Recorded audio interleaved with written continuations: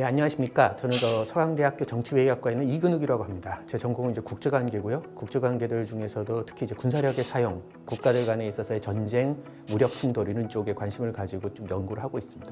이론적으로 보면 2차 세계대전 직전의 상황하고 지금의 상황은 굉장히 다르다고 생각합니다. 1930년대 국제체제의 기본적인 특징은 현상 변경을 원하는 굉장히 강한 국가들, 예를 들어서 나치 독일, 그다음 일본, 그다음 이탈리아, 그리고 마지막에 이제 소련까지 등등의 이런 국가들이 현상에 대해서 굉장히 강하게 도전했고, 반대쪽으로 이 현상 변경의 도전에 대해서 저항을 하는 국가가 영국하고 프랑스 정도였습니다. 당시 미국은 고립주의를 채택을 하면서 현상 유지, 현상 변경에 대해서는 관심이 없었고요. 하지만 지금 현재 2024년 지금 현재 시점에서는 미국이 현상 유지에 대해서 굉장히 강한 의지를 가지고 있고, 동아시아하고 유럽에 있어서는 예를 들어 갖고 한국하고 일본, 그다음에 나토 등등의 현상 유지에 찬성하는 국가들이 굉장히 강하게 연합을 하고 있습니다. 이런 것이 굉장히 큰 차이입니다. 단 여기서 큰 변수는 이번 11월 미국 대통령 선거에서 과연 트럼프가 이길 것이냐 아니면 바이든이 이길 거냐의 문제일 겁니다. 그 대통령 선거 결과에 따라서 미국의 대외 전략에 큰 변화가 있을 가능성은 높습니다. 일부에서는 이거를 이제 갈등의 시대라고 하는 이야기를 합니다. 그런데 저는 개인적으로는 그런 주장에 대해서는 동의하지 않습니다. 왜냐하면 갈등은 항상 존재합니다. 오히려 중요한 거는 이 갈등을 어떻게 해소하느냐, 어떻게 이걸 해결하느냐의 문제죠. 최근의 경향이다라고 하는 거는 갈등 그 자체가 있는 것이 아니라 국가 차원에서 그런 갈등을 군사력이라든지 폭력, 무력을 통해 갖고 사용하겠다라고 하는, 그것을 가지고 해결하겠다라고 하는 의지가 점점 높아진다는 겁니다. 국가 차원에서 군사력 사용의 빈도가 점점 높아지고, 그리고 이것 자체는 사실은 굉장히 안 좋은, 굉장히 위험한 경향입니다. 그거는 분명합니다. 근데 하지만 지난 20년 정도를 놓고 봤을 때 미국이 이제 이라크하고 아프가니스탄에서 전쟁을 하고 등등, 그리고 아프리카에서 나타났던 여러 가지 내전 등등을 다 놓고 보면은 지금 정도에 있어서의 유혈 사태하고 폭력, 군사력의 사용이다라고 하는 것은 사실 그렇게 드물지는 않습니다. 우선 이제 전쟁이니까 서로 상대방이 더 많은 피해를 입었다라고 우선 주장을 합니다. 그래서 러시아는 우크라이나에 대해서, 그다음 우크라이나는 러시아에 대해서 각각 다 지금 현재 일반적으로 이야기하는 것은 뭐냐? 한 38만, 37만 정도가 죽거나 다쳤다라고 이야기합니다. 그런데 보다 중립적인 이제 미국의 데이터를 말씀을 드리겠습니다. 23년 8월에 미국이 봤을 때 우크라이나 군에 있어서의 병력 피해는 전사한 사람들이 한 7만 명, 그 다음에 다친 사람들, 부상한 사람들은 11만 명, 합해갖고 한 17만에서 18만 정도라고 이야기합니다. 반대로 러시아는 전사한 사람이 한 12만 명 정도에 부상자가 한 17만 명, 그래갖고 한 30만 명 정도의 인명피해가 있었던 거로 이야기를 하고 있습니다.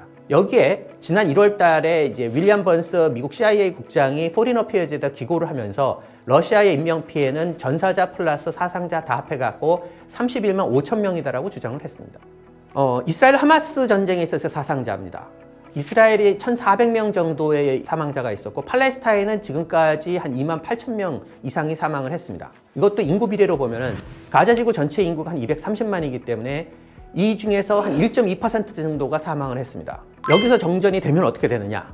우선 러시아 우크라이나 전쟁에서 러시아가 일단은 승리를 했다라고 볼 수가 있을 겁니다. 다만 이 승리를 위해서 자기들이 지불했던 대가가 그럭저럭 괜찮으냐? 그건 아니라고 생각합니다. 옛날 이제 그리스에서 나왔던 이제 피로스의 승리, 피릭 빅토리라고 하는 것이 될 거고, 이것 때문에 러시아는 굉장히 많은 힘을 상실을 했다라고 봐야 되겠죠. 이스라엘 하마스 전쟁에서는 사실은 굉장히 애매합니다. 일단 가자 지구의 지위하고 주민들의 행방이라는 굉장히 중요한 정치적인 문제가 불거집니다. 이것이 이스라엘이 가지고 있는 가장 심각한 문제이기 때문에 그렇습니다. 이스라엘은 하마스를 파괴하고 가자 지구에 대해서 친이스라엘 정권을 수립을 한다라고 얘기하지만 사실 이거는 거의 불가능에 가깝게 되어버렸습니다. 어떤 지역을, 어떤 민간인 지역을 가서 거기를 통제하는데 우리는 경험을 가지고 있습니다. 그 경험에 따르면 보통 인구 20에서 25명당 1명의 군인이 필요하다고 이야기합니다. 가자 지구를 통제를 하기 위해서는 지금 현재 이스라엘군 전체 현역 병력인 한 10만 명 정도가 필요하고, 이스라엘 입장에서는 이것을 통제할 수 없는 지역이 되어버립니다. 옛날부터 이 문제 때문에 가자 지구하고 보통 요르단강 서안지구, 웨스트뱅크라고 부르는 이 지역에 들어가 있는 정착존이 굉장히 심각한 문제였고, 이 문제를 해결하기 위해서 여러 가지 해결책이 나왔고, 그 해결책 중에 하나가 우리가 지금 이야기하는 이국 해법, 투스테이트 솔루션이라고 하는 겁니다. 문제는 뭐냐면 이 투스테이트 솔루션을 추진을 하는 사람들은 대부분 이스라엘 정치에서 굉장히 지지를 받지 못했고, 특히나 이스라엘 극단파들이 이 사람들을 폭력을 통해 갖고 제거를 했기 때문에 그렇습니다. 실제로 1995년도에 당시 총리였던 이즈바크 라빈 같은 경우는 정착촌과 그다음에 가자지구, 그다음에 웨스트뱅크 문제를 해결한다라고 하는 해법을 제시를 했고 그래서 암살당했습니다. 일단 이제 러시아 문제부터 말씀을 드리겠습니다. 러시아에서는 푸틴이 어떤 형태로든지 간에 국민을 잘 동원을 해갖고 상당한 지지를 받아내고 있습니다. 올해 이제 대통령 선거가 있지만 푸틴이 이길 거라고 하는 것은 거의 뭐 분명한 것 같고요. 서방 측에서 경제 제재를 했고 경제 제재를 통해 갖고 러시아의 경제 상황이 안 좋고 국민들의 생활이 어려워지면은 푸틴에 대한 지지가 떨어지고 등등의 여러 가지 시나리오를 쓸 수가 있었지만 우리가 경험적으로 봤어. 지금 현재 나타난 결과론적으로 보면은 러시아에 대한 경제 제재는 실패했습니다. 러시아의 경제 성장률은 뭐 그렇게 나쁘지는 않고 상황이 나쁘지 않기 때문에 지지는 계속해서 유지가 됩니다. 그리고 당연히 지지가 유지가 되니까 전쟁도 계속해서 진행이 되는 거고요. 다만 이스라엘 같은 경우는 굉장히 다릅니다. 이스라엘 같은 경우는 지금 현재 굉장히 극단적으로 분열이 돼 있고 특히 네타냐후 정권 자체가 굉장히 극우적이었고 23년도 여름 그러니까 하마스 전쟁이 일어나기 전에 네타냐후 정권은 사실상 붕괴 위기에 직면했었습니다. 그리고 지금 현재도 내부에서는 굉장히 강한 반발이 있습니다. 지난 1월 1일 연초에 있었던 여론조사에 따르면은 이스라엘 유권자의 한 15% 정도만이 전쟁이 끝난 다음에도 네타냐후가 계속 총리를 하기를 바란다라고 합니다. 그래서 어떤 면에서는 그렇기 때문에 전쟁을 계속한다고 볼 수도 있습니다. 그리고 10월 말, 그러니까 전쟁이 시작된 지 한 2주, 3주 정도 지났던 시점에서는 전체 유권자 27%만이 벤자민 네타냐후가 계속해서 전쟁을 하는 것을 지지했습니다. 이스라엘 정치는 굉장히 분열이 심하고 그렇기 때문에 반대 세력에 대해서 폭력을 사용하는 경우들이 종종 있습니다. 그리고 지금 현재 와서는 그러한 성향이 더 강해진 것은 분명합니다. 현실적으로 봤을 때 한국 전쟁과 같은 스타일로 휴전으로 해서 끝나는 것이 사실 유일하다고 생각합니다. 다른 계획이 있을 수 있을까? 저는 다른 계획은 없을 것 같습니다. 어떠한 플랜도 그거를 제외해갖고 러시아가 우크라이나를 전체를 다 점령하는 거 현실적으로 불가능한 것 같고요. 반대로 우크라이나가 러시아의 점령 지역을 100% 다 수복하는 거 그것도 쉽지 않은 것 같습니다. 결국 이 전쟁은 러시아의 동원 능력이 우크라이나하고 미국의 정치 능력을 추월하느냐 아니면 추월하지 못하느냐의 문제죠. 현재 시점에서 러시아는 패배를 앞두면 아마 핵무기를까지 사용을 할 겁니다. 그리고 그러한 문제점들이 다시 말해서 러시아의 패배를 불가능하게 만드는 형태가 될 거고 그렇기 때문에 결국은 협상을 하는 수밖에 없습니다. 단 여기서 가장 중요한 변수는 미국 대통령 선거에서 누가 이기느냐의 문제입니다. 특히 트럼프 같은 경우는 푸틴을 굉장히 좋아했고 사랑했기 때문에 만약에 트럼프가 정권을 잡는다면은 전쟁은 거기서 바로 끝날 겁니다. 그리고 그런 측면에서 보면은 미국 대통령 선거에 영향을 미치기 위해서 우크라이나가 거의 절망적인 상황에서 공격을 할 수가 있을 겁니다. 다만 이러한 것은 러시아도 충분히 예측을 하고 있기 때문에 방어선을 굉장히 강하게 만들 거고 이런 정치적인 이유에서 공격을 해야 된다라고 하는 것을 잘 극복해야 되는데 그게 그렇게 쉬워 보이지는 않습니다. 이스라엘 팔레스타인 문제는 종교 문제입니다. 그리고 그거는 항상 종교 문제였고 옛날에도 지금도 그리고 미래에도 종교 문제일 겁니다. 그렇기 때문에 종교는 상수죠. 하지만 이스라엘하고 팔레스타인이 항상 전쟁을 한 것도 아니고 지금과 같은 폭력과 유혈 사태가 계속 있었던 것도 아닙니다. 경우에 따라서는 폭력이 있었지만 경우에 따라서는 큰 문제가 없었다는 겁니다. 그래서 우리는 정치적으로 봤을 땐 그 큰 문제가 없는 상황을 더 길게 그리고 더 안정적으로 유지하기만 하면 됩니다. 두 번째는 이스라엘 팔레스타인 문제는 기본적으로 이스라엘 국가 정체성의 문제이기도 합니다. 이게 흔히 잘 안 알려져 있는 문제인데요. 이스라엘은 보통 유태인 민주주의 국가죠.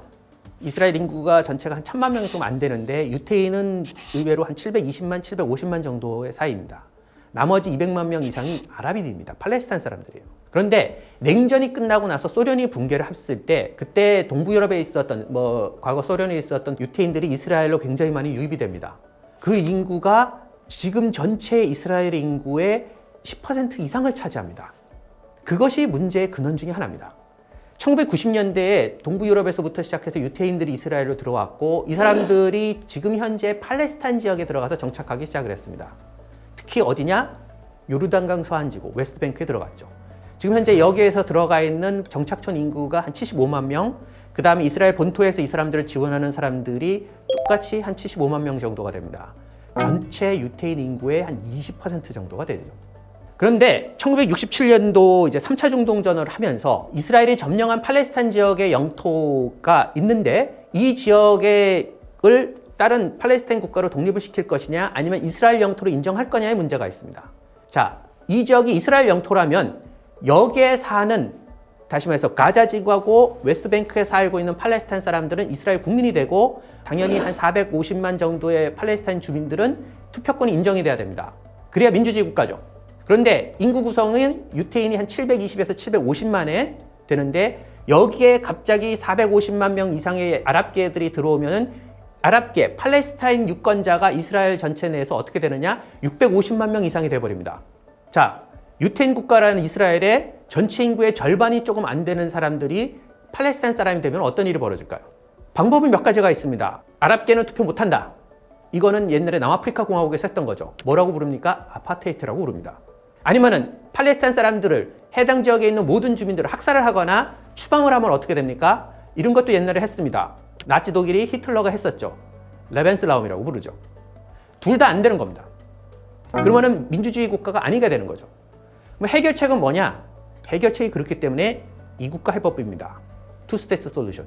그렇게 해갖고 웨스트뱅크하고 가자 지구를 독립된 국가로서 잘라내고 이스라엘은 이스라엘의 고유의 정체성을 유지하면서 그대로 살라는 겁니다.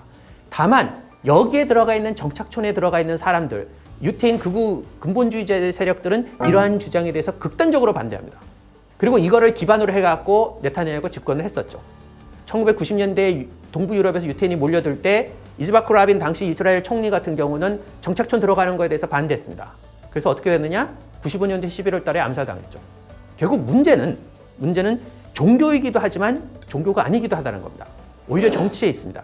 그리고 이러한 사람들을 어떻게 잘 규합을 하고 이러한 사람들이 어떻게 행동을 하느냐의 문제가 되겠죠. 그래서 바로 정치와 그리고 정치에 대한 연구가 중요하다는 겁니다. 전 세계적인 차원에서 봐서는 러시아 우크라이나 전쟁이 가장 중요하죠. 우선 첫 번째로 러시아가 전쟁에서 승리를 어떤 형태로든지 승리를 한다 하더라도 굉장히 취약해진, 굉장히 약해진 상태로 끝날 것 같고, 그렇기 때문에 그럭저럭 중국하고는 뭐 경쟁 구도다라고 얘기할 수 있었지만 이제는 앞으로 그렇게 되지는 않을 것 같습니다. 이제는 러시아가 중국의 주니어 파트너가 되는 형태로 중국이 우위를 차지하고 중국이 주도하는 현상 변경 국가의 연합에 편입이 될 가능성이 굉장히 높다고 봅니다. 다시 말해서 중국이 리더가 되고 그다음에 러시아가 주니어 파트너가 되고 거기에 뭐 이란도 들어갈 거고 거기에 이제 북한도 들어가고 등등 형태가 되겠죠. 그럼으로써 러시아가 중국에 대해서 자신의 천연가스하고 석유를 공급을 하고 중국으로부터 굉장히 많은 물건을 수입을 하고 그다음에 러시아가 가지고 있는 두 번째 자산이라고 볼 수 있는 굉장히 높은 수준의 군사기술을 중국에다가 제공을 하고 북한에다가 제공하는 형태가 되겠죠. 또 다른 측면에서 군사적인 부분에서 전체적으로 핵무기를 사용할 가능성이 높아졌다고 생각합니다. 보통 재래식 전력으로 그냥 일반적으로 핵무기가 아닌 뭐 탱크나 대포, 비행기를 갖고 전쟁을 하는데 러시아 같은 경우는 전쟁을 하면서 자기들의 군사력이 가지고 있는 진짜 한계점을 한번 봤고 그렇기 때문에 앞으로는 자신들의 재래식 전력이 약화가 됐으니까 그 재래식 전력에서의 약점을 보완하기 위해서 핵무기를 굉장히 전쟁이나 아니면은 뭐 위기 상황에서 빨리 사용하겠다라고 협박을 하고 위협을 하게 되겠죠. 이거를 보통 그 국제정치학에서는 핵무기 사용의 문턱이 낮아졌다라고 표현합니다. 그리고 그만큼 문턱이 낮아졌기 때문에 그것에 상대하는 다른 국가들도 굉장히 핵무기 사용에 대해서 전쟁 초반, 위기 초반에서부터 더욱더 심각하게 생각할 거고 그러한 역동성이 세상 전체를 그렇게 평온하게 만들 것 같지는 않습니다. 오히려 위험하게 만들겠죠. 이스라엘 하마스 전쟁은 전 세계적으로 어떤 역할을 하지는 않을 것 같습니다. 다만 중동 지역에서는 우리가 지금까지 전통적으로 얘기했던 여러 가지 해법들이 하나 둘씩 막히는 결과는 가져올 것 같습니다. 이스라엘의 정체성을 유지하면서 평화롭게 갈 수 있는 방법은 사실은 투스테이트 솔루션이었습니다. 그런데 이번 전쟁을 통해 갖고 투스테이트 솔루션, 이국 해법은 이제는 불가능한 형태가 되어버렸습니다. 또 다른 것은 하마스를 배제를 하고 지금 현재까지는 어떤 형태로든지 타협이 가능했다고 생각했습니다. 그리고 하마스를 배제했기 때문에 어떤 면에서는 웨스트뱅크하고만 타협을 보면 된다라고 봤던 거죠. 그런데 이제는 그것이 안 되는 겁니다. 또는 팔레스타인의 이익을 배제를 하고 이스라엘 같은 경우는 사우디아라비아하고 국교 정상을 했고 2020년에 가갖고는 UAE라든지 카타르하고도 국교 정상을 했었습니다. 그런데 이제는 안 될 겁니다. 지금 현재 사우디아라비아라든지 많은 중동 국가는 이스라엘하고 있어서의 외교 관계를 맺는 부분에 대해서 여러 가지로 협상을 했었습니다만 앞으로 상당 기간 동안 그것은 불가능해질 겁니다. 이스라엘은 더욱더 외교적으로 고립이 될 거고 하마스하고 어떤 형태로든지 타협을 보지 않는다면 하마스를 완전히 말살하는 것이 불가능한 상황에서는 이제는 다른 방법이 없습니다. 다만 문제는 뭐냐? 그 타협 자체도 정치적으로 어려워졌다는 겁니다. 레온 트로츠키라는 사람이 이런 얘기를 했습니다. 우리가 전쟁에 대해서 관심이 없다 하더라도 전쟁은 우리한테 관심이 있을 것이다. 미래 세계에서 그것이 경제든 뭐 사회든 환경이든 굉장히 많은 요인들이 있겠지만 그런 모든 문제는 결국은 정치에 의해서 결정이 될 거고 특히나 전쟁에서 결정이 될 가능성이 굉장히 높습니다. 그래서 우리가 미래에 대해서 관심이 있다면은 그 미래 세계의 삶을 결정하는 굉장히 중요한 요인인 군사 문제에 대해서 그다음에 전쟁 문제에 대해서 관심을 가져야 될 겁니다. 그리고 이러한 군사와 그다음에 전쟁 문제라고 하는 것은 결국은 정치적인 역동성에 의해서 결정이 되기 때문에 바로 우리는 정치 문제에 대해서 관심을 가져야 한다는 겁니다. 예, 지금까지 서강대학교 정치외교학과 이근욱이었습니다.